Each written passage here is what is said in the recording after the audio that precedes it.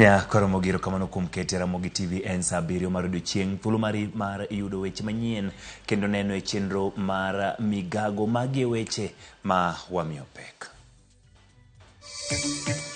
Joked ratich oganda omoyo log tich mar okwach kich ka gidwani mondo owe thuolo nyawadgi Shadrack Kiprono mane obilo mako otieno ma piny orugo kawuono.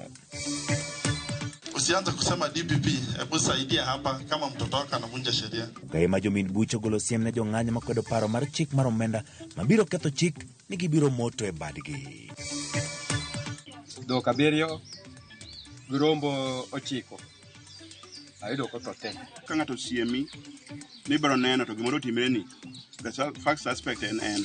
Familia moro magem oyudo buok bang' ji mapok oyangi wang'o dhogegi 7 kod rombe 9 ei ot machiaye ninde.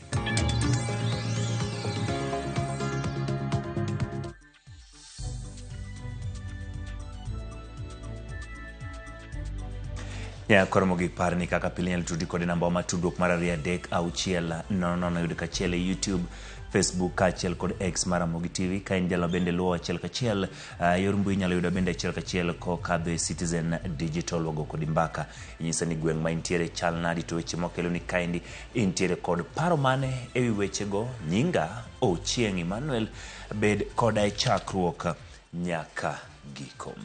Kawachako eni jalup jamin buche Renson Igonga dwaro mondo ganda mang'anyo e pacho kaindi kakwedo paro mar chik mar omenda olu chike matao weche mag ng'anyo ma kaw kumano tibiro kawnegi okenge mag chik.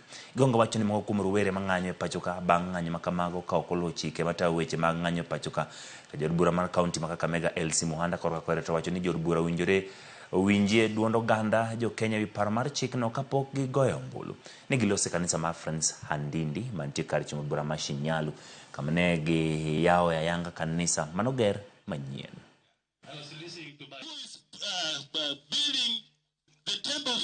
Usianze kusema DPP, hebu saidia hapa kama mtoto wako anavunja sheria.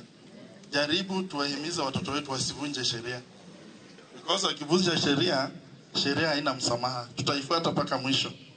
So hata kwa hii mambo yote nasikia ikitendeka nini na nini, tutii sheria. Hata kama unafanya nini, hata kama ni maandamano. Kabla tutengeneze hii finance bill, tuangalie mambo ya fiscal policy.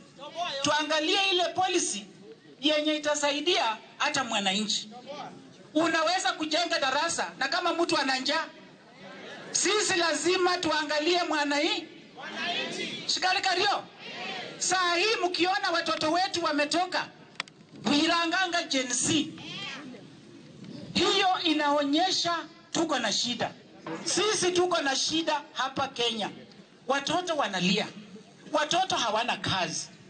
Si ndio? Hawa wazazi wote wamezaa watoto na hawana kazi. Dwaro kod duol podi medo gol mondo mi owe thuolo Shadrack Kiprono manondhi otieno ma piny orugo kawuono e kar dak ma South Beach. Shadrack en achiel kuom jogo mosebedo ka ng'anyo ka gidhiro piny owacho mondo witoko paro mar chik mar omenda. Nyaka sani onge ler mayango kuma Shadrack nitie. Tipo mag wang' dede CCTV mantiere oko mar magawa more kar dak ma South Sea nyiso kaka jal makene ratiro mag oganda Shadrack Kiprono mong'ere kaka Shad ne ondhi otieno ma piny orugo kawuono kendo soe nyamburko mano wuok ng'wech kendo lal miru. Moko kuom jogo magin joneno ne oyango nyamburko ni kendo keto picha ne mbui. Shadrack en achiel kuom jogo mosebedo ka ng'anyo e pacho ka gikwedo paro mar chik mar omenda mar higa ma 2024. Thuolo machuok bang' ne ndhiye wachne ne okere mbui ka oganda dwaro mondo mi owe thuolo. Wach mar ndhiyo mako kendo geng'o ni kweth madonjore ng'anyo osenyuolo luoro e kind rowere mathoth ma bende dwaro mondo mi piny owacho owitoko paro mar chik mar omenda. Odiochieng' manyoro Laktar Austin Omondi mong'ere kaka Japrado ne omaki ka otel ne chenro mar golo gi chiwo remo. Omondi kod jowetene mamoko ne oduogo we thuolo. Chieng' ngeso jal machielo mong'ere kaka Billy Simani mong'ere gi nying mar Crazy Nairobian bende ne ondhi kendo geng'ne odiochieng' duto bang'e to ne owe thuolo kaluwore kod okang' mar rowere ne okawo mar goyo koko ka achiel kod riwruok mar okil. I want to confirm that we've been able to rescue Billy. He is safe and sound. And I hope you can confirm that this is the Billy. I know we got a notification earlier, and so as LSK we had thought that Billy had been freed. But when we sent someone to the station, we found that Billy was not there and he had not been booked. And so the moment we got a tip-off, we ran immediately to try and find Billy. So Billy, I'm safe. Thanks to everyone. Thanks to LSK for coming in to the rescue. I'm fine, guys. thank God. Kaluwore kod ma, ugai mar doho manosidho rutaya Willy Mutunga odiochieng' ma kawuono osingo wuotho kamoro achiel kod rowerego nyaka apisi mar okwach kich mar dwaro ng'eyo mathoth kama shedi nitie kendo kwedo okang' mar meko magi. Ka odhi nyime rowere kaunti ma Mombasa makwedo paro mar chik mar omenda mar higa ma 2024 ne bende bago ng'anyo odiochieng' ma kawuono e dho apisi mar jaod bura ma Nyali Mohamed Ali. Rowere mane oromo e chiro ma Kongowea Nyali ne jowuotho nyaka e dho apisi jaod burano ka gidwa ng'eyo gimomiyo ne orem chopo e od bura ma Luto Mbulu. Gikoni nyaka sani jaod burano manie duond bura ma UDA pok oloso wi paro mar chik mar omenda ma sani ni od bura. Omiyo gidwa ng'eyo pache ka osiro kata okwedo. Kata kamano rowere go nolornegi oko mar dhorangach jobila mane oor mamoro mino oketh romono. Omiyo ne ok gidonjo e apise mar yango koda ka entiere kata oyo. Gisingo madhi nyime kod ng'anyo margi odiochieng' ma kiny.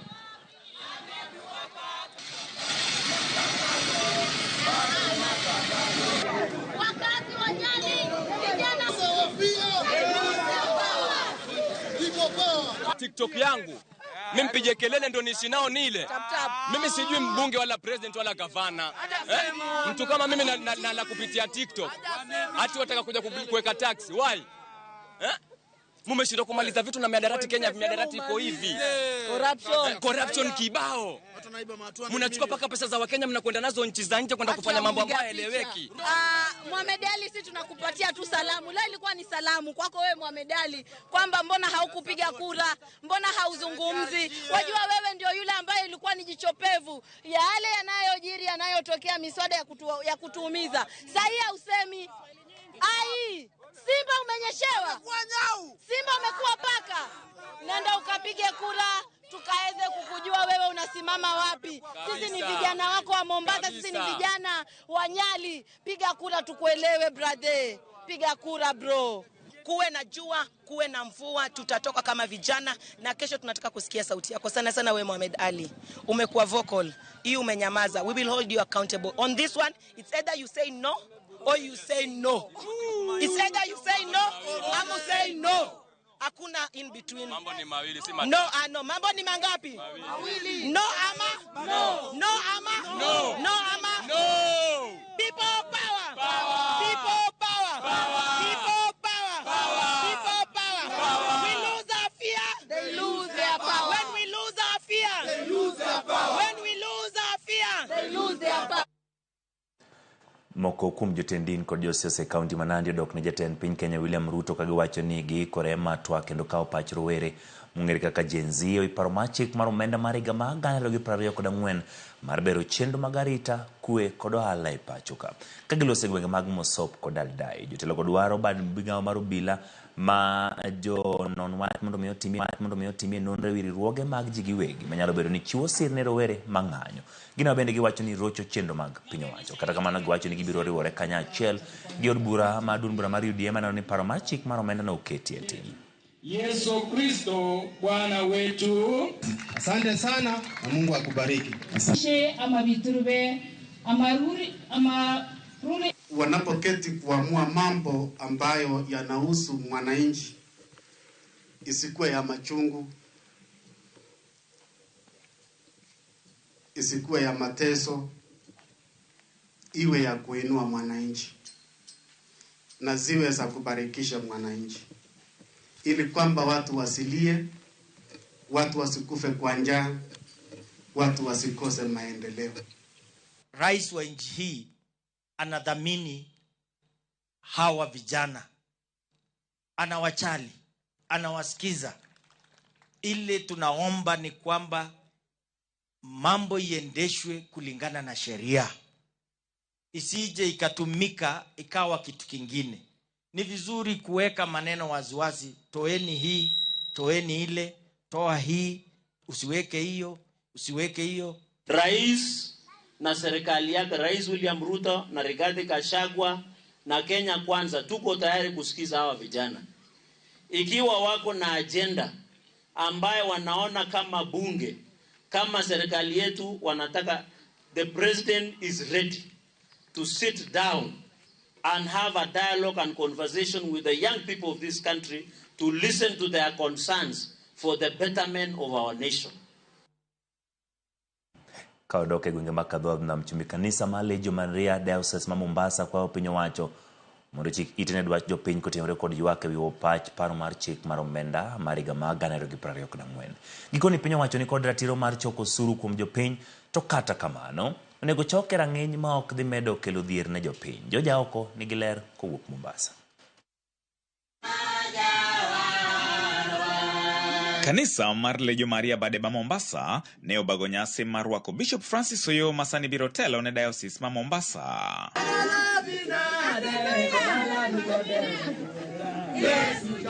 E nyasi no mane obagi e kanisa mar St. Francis Cathedral e Likoni, Bishop Oyo ne oro kwayo ne piny owacho to chutho jo od bura mondo mi ochik itgi ne dwach jopiny e wi weche mag osuru. Ka Yesu ne piny ne wacho ni gi Kaisari nyaka mi Kaisari, to gi Nyasaye omi Nyasaye.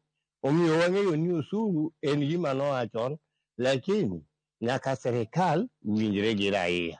Kik serikal in raia ka nikech sama gihinyo raia to raia gi be moyiero emone mwayiero serikal mwakete kombego. Kambe mang'eny nyalo dar, ji mang'eny nyalo koso tich, joma tiyo ni joma pogre tacho mopogre nyalo riembgi. Jomoko nyalo yudo shida mantindgi ok nyal dhi e skul. Jomoko nyalo yudo shida ma ok nyal thieth kata ude thieth. Nikech ng'ato yudo msara matin to yudo ko ng'ad nus mar msache. Koro mane luoro man go saidi. Wan mine wan gi ywak. Dhako ng'eyo pek mar i ot. Dhako ng'eyo pek mar nyithinde kaka dwa somo. To waneno ka wan gi hinyruok. Nikech komede kaka nyithinde somo nwa koro onge.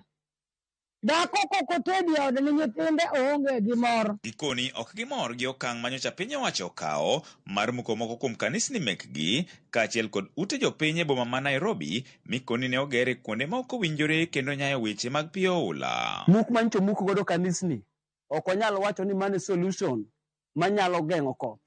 Nyasaye en ng'ama go chong piny tilamo. Igni go duto tedonge koth ne chwe kata kanisni go nokomuki.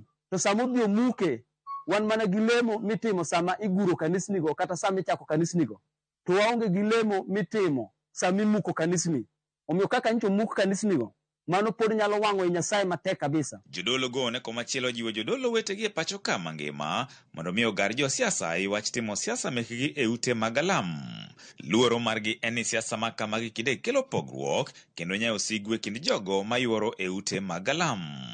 Jo siasa magoyo siasa kata e kanisa. Kanisa en kar lamo Nyasaye, ok en kar goyo siasa. Maka nyalo keto kanisa ni migoye siasa, mano kata Nyasaye ok nyalo neno kod korwa maber kaka wan jodolo. Mar Nyasaye en kama iwacho weche matakatifu. Wach siasa, ng'ama dwaro siasa odhi e street kata odhi e parliament. Agoyo ni headquarter mar Legion Maria God Calvary. Erokamano kuom jadolo maduong' mukelonwa kendo uyieronwa japuonj maber. Wan jo Mombasa Diocese wachunge kamoro achiel kendo wan gi achiel kuom ruodhwa Baba Mesia Simeo Melkio mane Nyasachwa pene Yesu Kristo.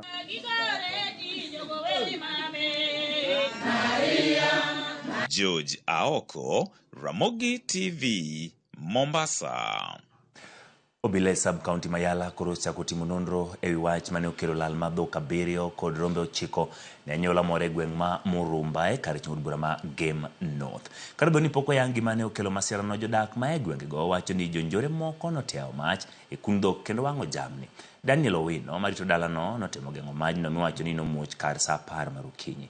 Jalup chief ma Murumba Millicent Auma oseotimo kamano kowacho ni gisechako timo apeda kendo jogo mitedo gi masira no biro maki mondo mikawne gi okenge mag chik mager.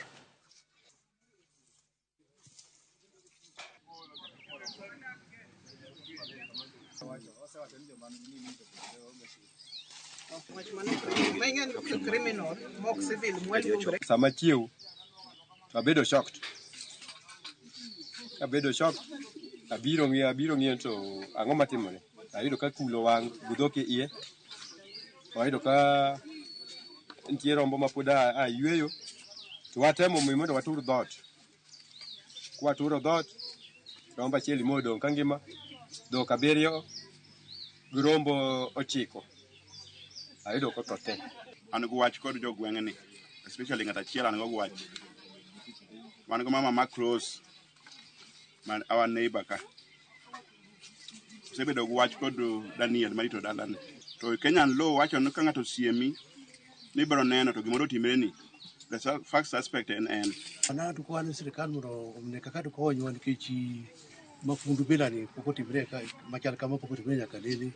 Koro ka sirikal nyalo konyowa mondo wang'e to gin joma mage matimo gik kama e kor gweng'. Investigation ema koro dhi nyime mondo wang'e ane ni cause of the fire nyalo bedo nang'o. Ka en arsonic attack to appropriate action mondo bi okaw ne jok ma nyalo bet notimo gino. Koro mogi kaudhi mago bende timre achiel kachiel en ni jogo mabende kind ratiro mag oganda gino mabende koro gi sani omolo e apisi maduong' mar okwach kich e pacho kaendi ka gidhiro kendo gisundo mondo mi we gol moko kuom jogo mawachore ne ondhi kod apisas mag obila ka achiel kodwaro ng'eyo gimomiyo kweth ma kamaendi osebedo ka mako ndhiyo kendo lal gi moko kuom jogo mosebedo ka kedo ne ratiro ka gidwaro mondo witoko paro mar chik mar omenda. Tude kod Gatete Njoroge mabende ok bibedo kaloso kodwa gi dholuo kata kamano bedo ko yangonwa mago matimre. Gatete, asante kwa kuungana nasi, utatuelezea ni yapi ambayo yanaendelea katika afisi kuu za wapelelezi. Naam, Emmanuel Ochieng, jinsi ambavyo tu umesema ndakuja moja kwa moja kutoka nje ya makao makuu ya DCI, lakini leo Emmanuel nimesimama mita 200 kutoka katika lango kuu. Ni kwa ajili maafisa wa DCI hawaruhusu wanahabari kukaribia lango kuu.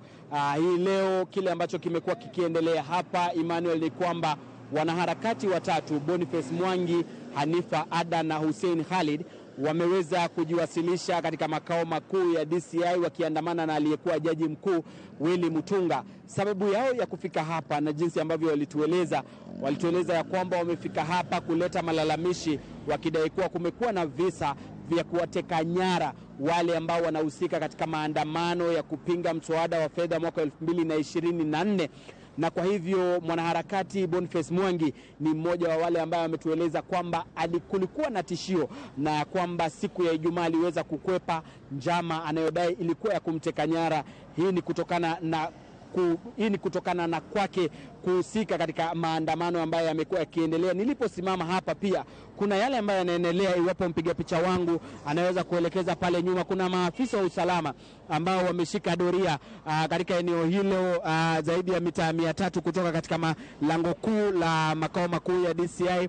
Na kazi ambao wanafanya pale ni kwamba wanahakikisha kwamba hakuna waandamanaji ambao wanatoka katika sehemu ile ya chini ambayo ni barabara ya Kiambu, lakini maeneo ya Muthaiga ambao labda wanaweza kuwa wakiandamana kutoka katikati mwa jiji la Nairobi, ambao wanapata nafasi ya kuja na kukaribia lango kuu la makao makuu ya upelelezi DCI. Kwa hivyo maafisa wale wamekuwa kikita kambi pale kutoka mwendo wa asubuhi. Kuna baadhi ya waandamanaji ambao walikuwa wakiwafuata wanaharakati hawa na maafisa wale wa polisi waliweza kuwazuilia pale, kwa hivyo hawakuweza kuvuka sehemu ile na kuja upande huu mwingine. Pia tumeweza kuwaona mawakili ambao wameweza kufika hapa.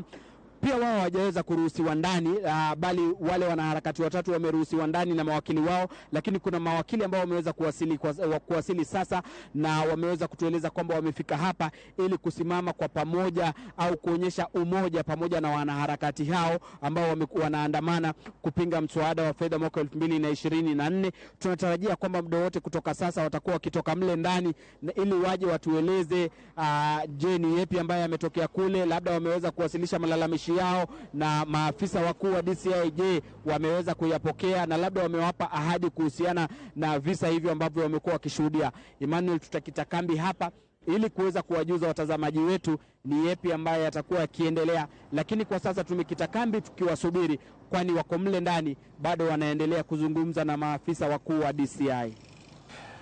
Gatete Njoroge Kijaluo tunasema erokamano Nyakwaramogi mano kanyo Gatete Njoroge ka en tiere kanyo egwenge mago magapisi maduonga mano maro kwachkich kendo koro omiwa ler ewi kaka chenro sebedo kadhi kuneno kapisas magubila ni tiere kanyo kendo giseyango ni gichopo kanyo mar mondo migidwar ng'eyo gimiyo moko kuom jogo mosebedo kariwore kod jogo mang'anyo osebedi ka imako kata indhiyo kendo ilal godo ka gidwaro ng'eyo gimomiyo mano timore. Nyakwaramogi mobedo ka wadhi yweyo kata kamano ka poka watimo mano ntie jogo mabende neno achiel kachiel kamano kuom kete Ramogi TV kamano Melvin kuom kete Ramogi TV wacho ni Ching Manuel aneni yo makare gibro dhi nyime kod dhiro mondo mi piny owacho owinja duond gero kamano Melvin ka intiere Nairobi kamano Anjinya Game wacho ni en bendo moso jo game ramula te kendo omor gi kaka chenro mag mano mar migago chopenegi ka achiel kod Amina Moha bendo wacho ni Ching Manuel aneni makare Ramogi TV kamano kuom kete Ramogi TV kikidhi mabor nyakwara mag John odwan mathoth e chenro mar migago.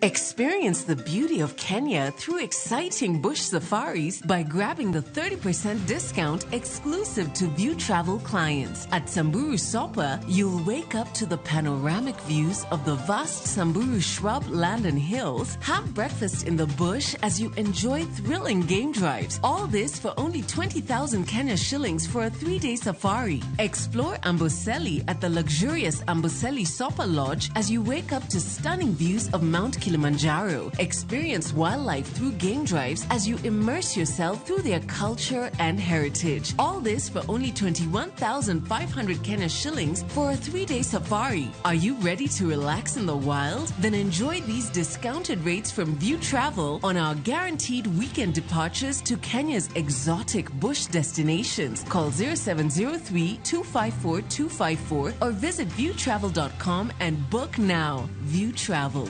Dream, explore, discover. It's a thing of beauty. So easy to use. It's just so easy to find what you're looking for.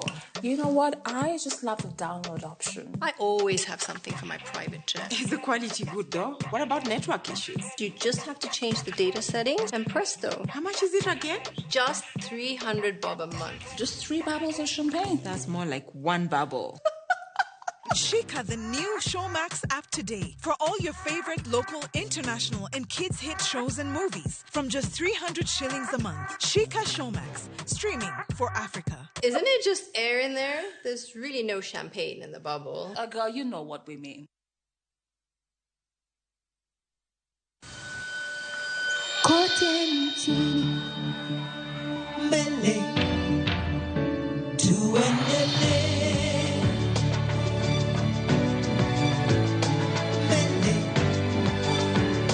Kenya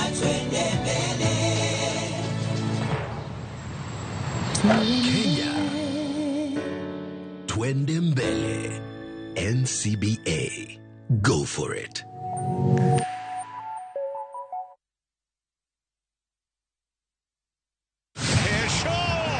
Miaka minne ya kujiandaa, miaka minne ya kujua ni nani mbabe wa kandanda bara Europa. Wakati umewadia na mwaka huu hapa ndipo mechi zote 51 zitatangazwa moja kwa moja kupitia vituo 13 vya redio. Ni nani atatuzwa taji la babe wa kandanda bara Europa? Ungana na watangazaji gwiji kutoka vituo vyote vya Royal Media Services tunapobainisha mbivu na mbichi kwenye kinyang'anyiro cha kombe la bara Europa Euro 2024 live moja kwa moja kutoka Ujerumani. Shikisha Mili na Euros with Shabiki.com. Not for persons under the age of 18. Authorized and regulated by BCLB license number 587. Miyo makwedo paro maokare. Keto kiawa kuom puonj koda timbe machon. Abo wachonu adiera mango. Ng'at machunye tek to chung motegno.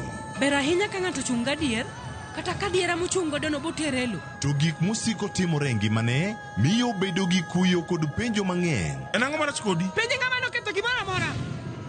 Gik mane osebedo kopandi koro fwenyore ayanga. Odiochieng' ma kawuono ni an abiro nyiso Sarabjit gimoro amora. Hera mane en go kuom joode miyo temo umogi gi yore te. Asayo ni kik utim kamae. Kata ka onenore ojaketho. Mak mana ni an abiro timo gimoro amora manyalo mondo aler nyinga. Ma en sigand hera. Onge ng'ato ang'ata piny kae manyalo chalo gi Sarabjit. Wan watugoga, wanyieroga, to bende wan wadhaoga. Choti Sardani.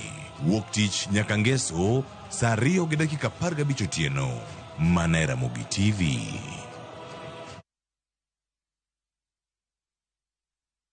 Nyakwa Ramogi ne gin ji ma humbgi ne lach. Kane giloso, oganda ne chiko itgi. Bende kama ne gikalie, weche ne dong' matho. Nuna nigo kot kamoro kachacha nogoyo. Asama dwar wacho wache to go kot to jibiro tek. Noero sort out dispute.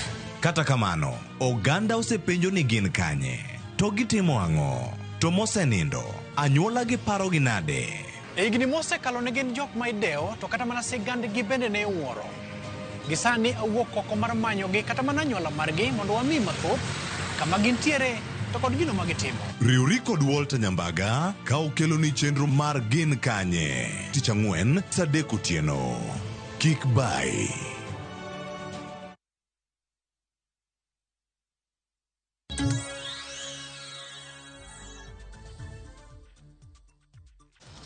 Nyakwa Ramogi erokamano kuom medo kete Ramogi TV. Ikruok mar piny owacho mar kaunti ma Migori kedo kod midhieche ma apoya kaka mach pod kelo penjo mathoth moloyo duoko. Kata bed ni masin manego mach mar kaunti ma Migori ne ochope wang' saa mar nego mach manyo muoche chuny boma ma Migori ne ok onyal nego mach kendo chuno mondo mi neg mach gi masin mar kambi sukari Masoni. Gino miyo jopiny obedo kod toy ikruok ma piny owacho ma Migori ni godo kedo kod midhiero ma apoya. Jo Juma miyo mathoth.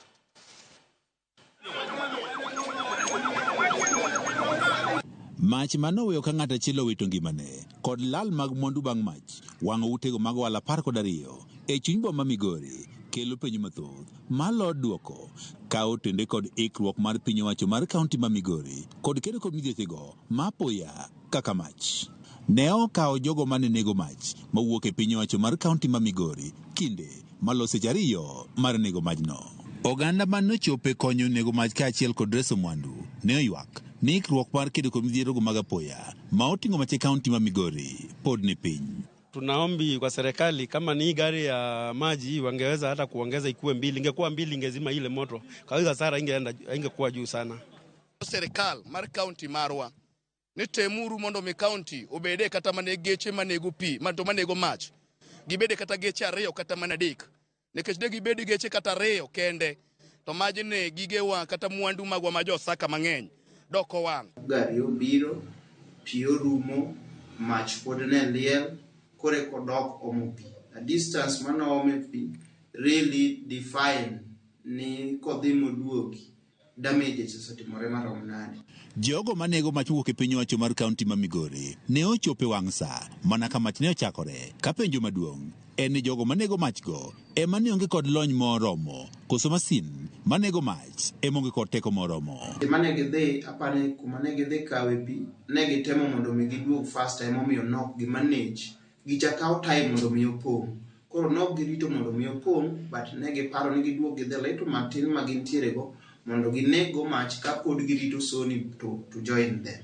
Aparo ni mano e gima nobedi. Serikal ok nyal ndiko jok ma onge capacity mar timo tich ma ondigi mondo gitim. Omiyo wane gi jogo motiegi. Robert Mandela men jakom mar munisipa ma Migori wacho ni kaka kaunti ma Migori ne gitemo keto ikruok moromo. Kata kamano, bedo ni maj ni omuoche giko mar odira e seche mathoth jotije koro onge tich e omiyo ok ni onege mapiyo piyo kaka nigeno. Mandela wacho ni kane tend gavana Masani Ochieng' ya kodonjo e telo e higa mar 2022 ne giyudo ka ikruok malong'o mar kedo kod midhierogo mag apoya kaka mano mar mach nitie piny mokalo e kauntini. Kata kamano, gimedo keto kinge makare mar ting'e malo. Nitiere plan mar medo achiel budget mar 2024-2025 Tok mano wabro make sure ni machines gi wabedo in each and every sub county where the headquarters will be having more than 2. We have set aside the fire station manayonge kikanyo. The only thing that is remaining is to put a budget and put it up in terms of construction with every equipment that is required. Odhi bedo along River Migori machiegni gi pi. Piny owacho mar kaunti ma Migori wacho ni bedo ni thoth yore chuny boma Migori oganda ogere kuondego mag timo ohala bende ne okelo pek e kedo kod majno mane omuoch chuny boma ni. Yore duto mantiere within the urban, they are all open and gin free. Mondo mini gik machalo kamagi kowuok to watiyo kodgi as an emergency roads. Lori chabiro to bedo blocked almost 20 minutes kapok ochopo. 20 minutes ka gimoro wang' oromo cause a very big damage. Each and every traders within the town, start from the fuel stations, those who are selling gas, onego bedni gibedo gi fire protectives kendo gik machalo fire extinguishers. Piny owacho mar kaunti ma Migori wanigi dhi tudore kod piny owacho malo mar chiwo kony jogo mayudo lal e masira mar majno. George Juma, Ramogi TV, Migori. Chenro mag wuoth ne orochore wang' apaya ma Chwele kochomo Kandui bang' jodak ma Soko la Mayanja e kar chung'o bura ma Kandui ne yuago rochruok mar arita kwe. Johalago wacho ni kuom kinde apisas mag obila osebedo ka choko kuomgi omenda ne weche mag arita magiyango ni dhi ataro kod chik. Magitimore to kuon kar tongona moro ne onegi chieng' ngeso ka ringre iwito e cho. Gidwaro mondo gitim lokruok ne jochiw arita e gwengego.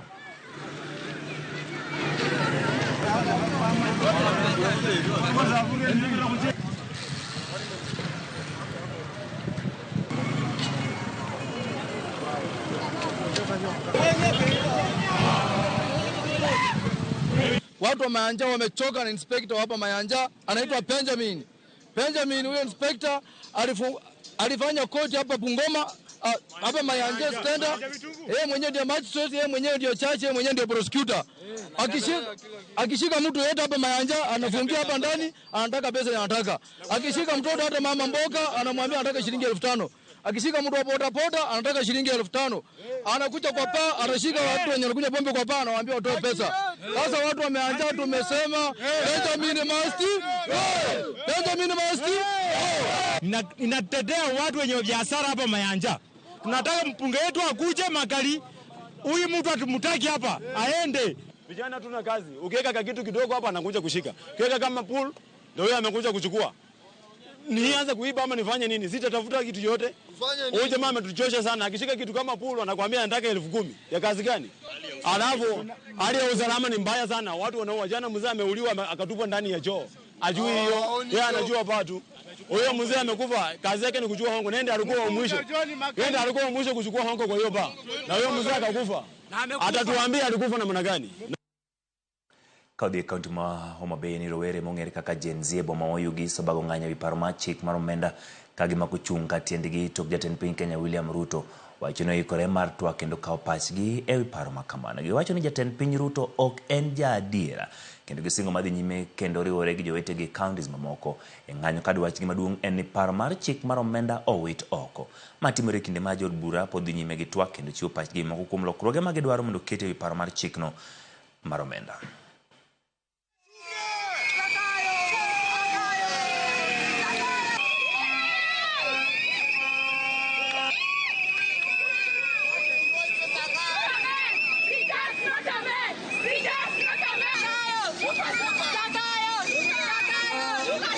Yesterday, when the president said that he wanted to engage the youths and the Gen Zs, all those things are lies, because this is a kind of a government that cannot even keep the promises that he made to the electorates. One thing I want the president to know is that we are not our parents, we are the Gen Zs, so that he should be careful with what he says. If he wants to talk to us, let him reject the finance bill. We are not going to allow anything that is going to tell us until he rejects the finance bill. To make a reject is like an ex. It's like a man we have dated before. We know the sequence. Anataka saizi tuonge. It is going to be the same thing over and over again. We are rejecting the whole thing. We are not amending the thing. President Ruto rejects that thing. Alright. we are telling the president that we are not going to engage with him in any form of negotiation. The first thing first, the bill must be rejected. The bill must be withdrawn from the parliament. Then you are going to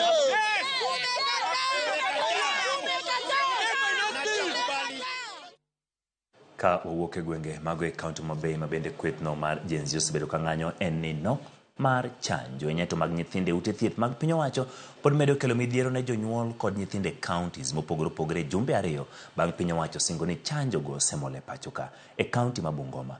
Moko kuom jonyuol ywak ni chuno gi wuotho e ute thieth mag ji giwegi mar manyo chanjo ma giwacho ni nengo gi ni malo kalure ni gionge kod okumba mar thieth. Moko kuom chanjo ma giywak ni onge oriwo mar kahera, polio, DTB kaachiel kod hepatitis B. Motelo ne ma piny owacho nyichoko ni gisekelo chanjo mane ongeromo shillings bilion 1.25. The problem we are having with the vaccines is that when we want to opt for the government, especially for the parents who don't have like covers or that financial capability to visit the private institution, when we go to public hospital for the vaccination, we are not able to get all the services that are needed. Sometimes you are able to get half of the vaccines, like KP. Those normal injections are there, but these other things like Rota or any additional services like that influenza is not readily available there. So you find that our children are really coughing, they are suffering with flu. At least they try and work in the safe margins with the minimal taxation so that we can also be able to enjoy being in our country. The trends that are going on with the finance bill, and you see most of the people, we are in the low level income. I think most of the people will be affected since there is no that income generating agents that will help them, since the taxes that are going to be imposed will lead to people not going to the facilities. Kanisa mar Anglican koro chiwo kony mar chiemo ne skund sekondar mar Iate kaunti ma Baringo madhi konyo skundno dhi nyime gi chenro mage nyaka giko mar tam matimore kinde mane ichano lor skundno kalure gi nok mar chiemo kirango gi kwan maduong' ma jopuonjre mathoth giwuok e skunde ma jot mag ji mamonjo dar e miechgi kendo jonyuol gionge kod yuto. Jata chenro kanisa ma ACK bade ma Baringo Gladys Mong'are wacho ni gichiwo kony mondo jopuonjre oyud yot ka gidhi nyime gi somo kendo gikwayo riwruoge mopogore opogore pacho ka mondo chiw kony moloyo to jogo manigi chandruok mar dang'ni ma paro. We still need some food. We still need to be supported so that we are able to retain these students in school. So now that the ACK has come in to assist us as a church organization, we are very grateful. The schools here, majority of the students who are in these schools, their families were displaced. So these are children who are coming to school, first of all, to seek shelter. And also, when they come to school, they know that there's food and also security. So now we found that instead of going now to give the little that we have to households, it would be better to be given to the schools. Tumekuja Ngaratuko na tumekuja sasa Yatia ili tuweze kuwapa chakula kidogo, vitu ya kulalia kama mattresses na maplangeti, mafuta, mahindi, marakwe, na pia kuwapa wasichana sanitary towels na masabuni kwa wote. Odi gwenge mag Tana River kama oganda buora mane olodare miechgi alwora ma Aora Tana oyudo puonje wi ratiro maggi kaka manochiwne gi lai makare kenga maginyalo kawo mar go lipoti kinde ma irocho ratichgi kuonde ma gijotie. Oganda go modak e kambi ma Adele, Mashambani, Bahati, Nanisa kod Onkolde oyudo puonj makamano kowuok kuom riwruoge mopogore opogore kod apisas mawuok e kaunti ma Tana River. Ripot mawuok ka riwruoge go yango midhiero ma oganda go osebedo ka kadhoe koting'o nok mar chope, nok mar pi maler mimodho, chiemo kama giduto thoro kelogi e telonegi tuoche mopogore opogore. Are still facing. One, the elders, the elders, the young ones who are unable to access medication have been affected. Some have those chronic diseases such as diabetic, hypertension, and because of the previously, before the rain started, there was this down-tooling of the doctors. Most of them have been affected. Mothers have not been spared also due to lack of food, which they are not having. They are unable to breastfeed.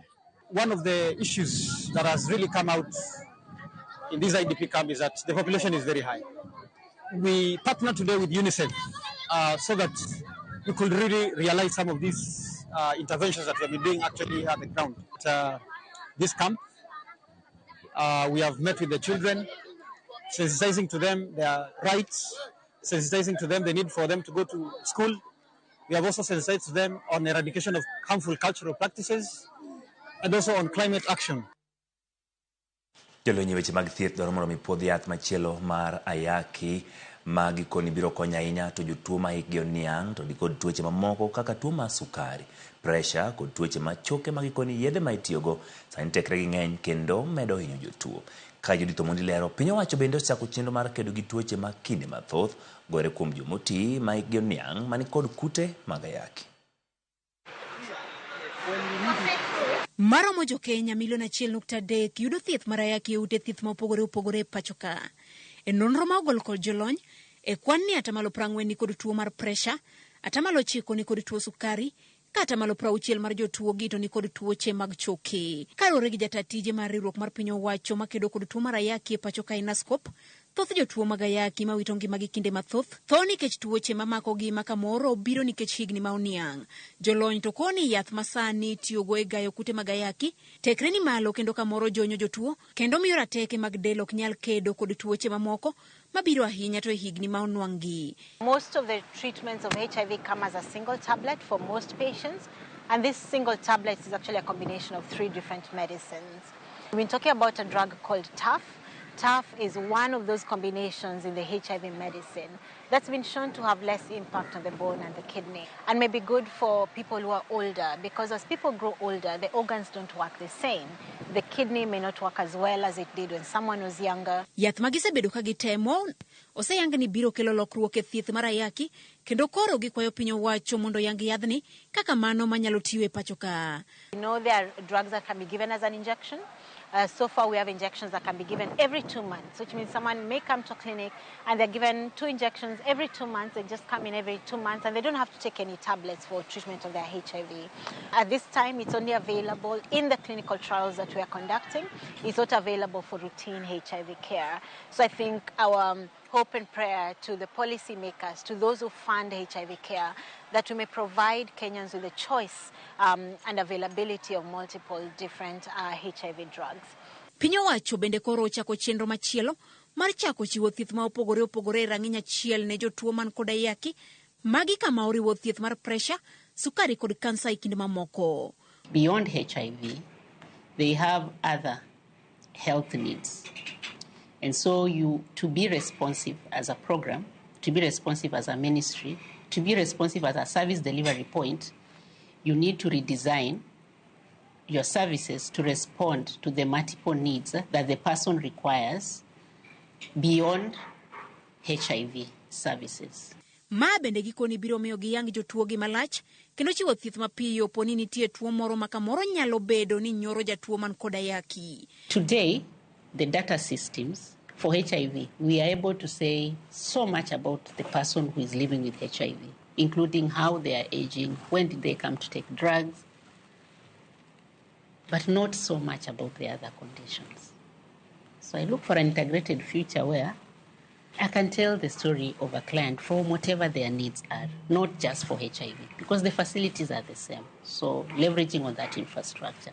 E kinde mayangore ni sire thieth mar ayaki dok piny e pacho ka, kendo Kenya winjo chak siro thieth margi kochopo higa mar 2030, chenro mar keto kanyakla thieth ikoni biro konyo e dwoko piny nengo mar thieth e pacho ka. Our own populations are having so many other problems, and the care on that side is good, but not as good, because the funding is down. So this is why we are here, to try to integrate and put everything together. And what that means is that we need to make hypertension or cancer and diabetes as well. So we talk of 98, 98, 94. If I talk of hypertension, we're actually talking of 50, 30, 30. Judith Umundi, Ramogi TV. Maukum jodbura mawuok e Omaro ka koro kwedo omedo chiwo sir ne paro mar chik mar omenda mar higa ma 2024 ka giwacho ni gigo mane kelo pek ahinya to ne oganda jo Kenya osewito oko.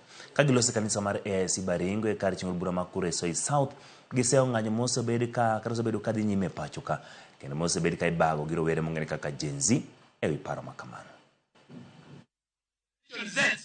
Ni watoto wetu wenye wako mashule sahihi, wako colleges na wako secondary wengine. Na tuchatuma hao huko waende maandamano eti hawa ndio wamejifanya, hawa ndio wanalipa ushuru. Sisi wazazi ndio tunalipa ushuru na tuchalalamika. Watoto wangu wote, kwa sababu niko na watoto wengi sana, wote wako generation ya JZ. Mimi nilipeleka hiyo bill kwangu nikamwambia someni kutoka page 1 mpaka mwisho na muniambie ile kitu mlikuwa mmesema hamtaki kama iko hapo ndani. Walianza kupiga hizo vipengele ile ilikuwa imesemekana iko na utata na wakatumia wenzao. Hii kitu imetolewa. Na mtaona hivi karibuni hao vijana watakuja kunyamaza kwa sababu kuna watu walikuwa wanapatia maneno mabaya ama ni uongo. Vitu zingine yenye mnajuanga inaleta shida kwa raia. Nyinyi muache. The reason why we have a third reading ni kwa sababu ya amendments. Kuhakikisha kwamba ile vipengele ambayo iko na shida lazima iondolewe. Nya kwaro mogiro kamano kumedo keti Ramogi TV okaw yo matin kata kamano waduogo kod weche mag tuke kikidhi mabor.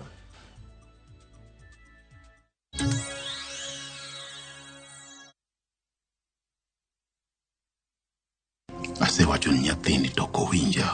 To thani oseguro tiende dalani. In a world where faith, Yesu Kristo malamoni, fear, sacrifice, and the complexities of father-son relationship collide. The son must choose his path and his own legacy.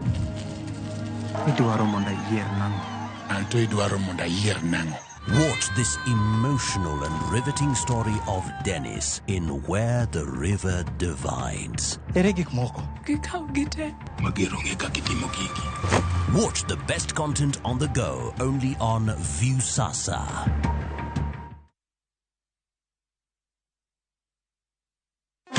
In the battle against pests, it's time to strike back. Raid It Spray strikes in seconds for instant kill. Kills all doodles dead. From SC Johnson, a family company.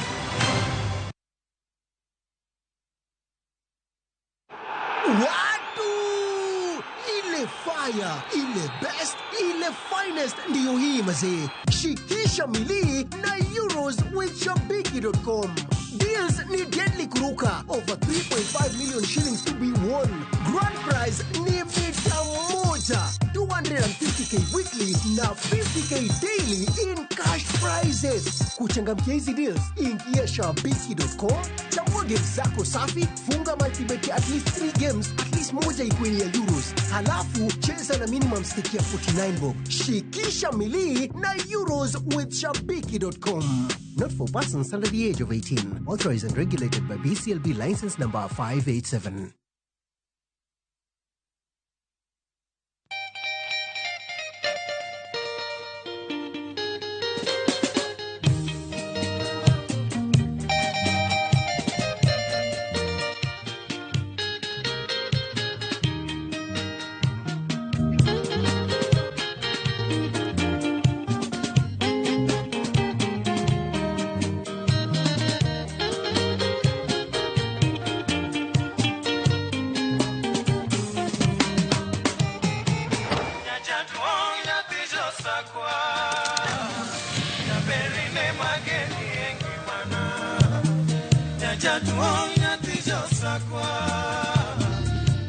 Radio Ramogi, Cartoon Jaluo. Radio Ramogi.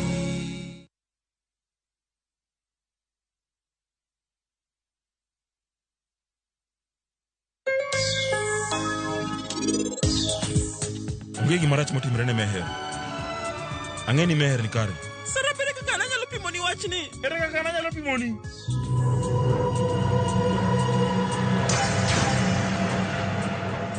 It's time to strike back. Radiant Spray strikes in seconds for instant kill. Kills all doodles dead. From SC Johnson, a family company.